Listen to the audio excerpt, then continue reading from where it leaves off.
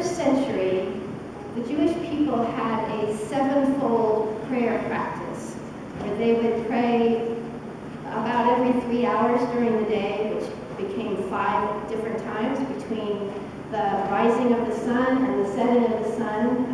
They prayed about every 3 hours, and they had 2 that were in the nighttime. So when Jesus is talking about the middle of the night, that would be the first time you get up and say prayers. And when the cock crows is the second time you get up and say prayers. And anyone who's raised chickens knows that the cock doesn't crow when the sun comes up. He crows about 3 hours before the sun comes up. So these 2 are references to prayer in this reading, that if you live in a community, somebody is up saying their prayers in the middle of the night and at cockcrow. When Peter was warming his hands by the fire, and we know that he's going to deny that he knows Jesus 3 times, when the cock crows, it's at that morning watch, before the sun comes up. So there's a little bit of reference to prayer, more than a little bit. A lot of what this reading is about, because it's in Luke's gospel, has everything to do with prayer.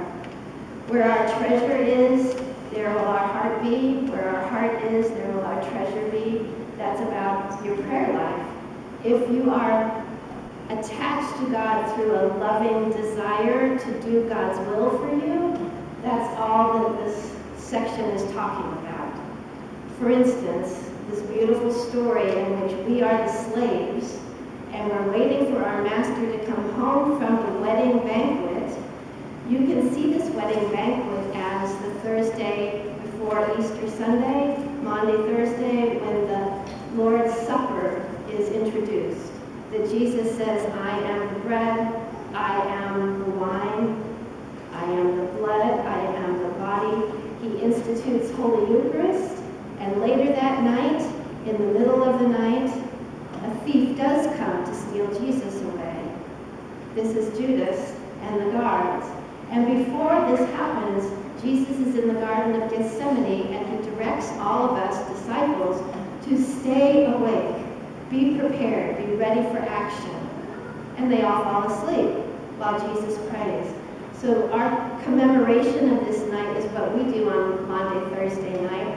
When we have the watch in the chapel, we actually have volunteers who have signed up throughout the night to keep watch over Jesus so that we can keep that pattern of staying awake ingrained in us. What we do as modern day Christians is, well, this is what this Christian does, is I thank God for those people who get up in the middle of the night and say their prayers. I am not so good at that. But I know there are people who get up and say their prayers because I have an app for that. Indeed. I do contemplative prayer, so I have an app that times how long I sit in silence. And when it dings, which is like a prayer bell at the end, I get feedback of how many people in the whole world were praying with me at the same time. This is all faith. Is anybody who prays in silence and has this app, I can tell if you're praying with me or not. I can also look through and see who was up at midnight and who was up when the cock crows. So, apps aside, we do know that people in this congregation, some of us have trouble sleeping. I can name them. I know who's up in the middle of the night praying because they've told me they are. We also know who gets up and goes to work in the middle of the night. So we pray that he is remembering us in his prayers. Arnie's always awake. Right, Arnie? But the idea is that before Christ came, we were watching for a thief in the night. But the thief came and took Jesus away, and Jesus rose from the dead. Do we ever need to worry about staying awake and being ready? Not really. Somebody is always saying the prayers. But when I was part of the Order of St. Helena, I was told that when I went on vacation, I didn't have to keep praying the Divine Office, which is morning prayer, midday prayer, evening prayer, and Compline, because my sisters were doing it for me. And I like that. I know that the sisters are doing that for me, and that Anglicans around the world are praying the daily office. So there's another place that we can take heart, that people who pray the daily office There's always somebody an hour ahead of us as far as time zones go, and an hour behind us.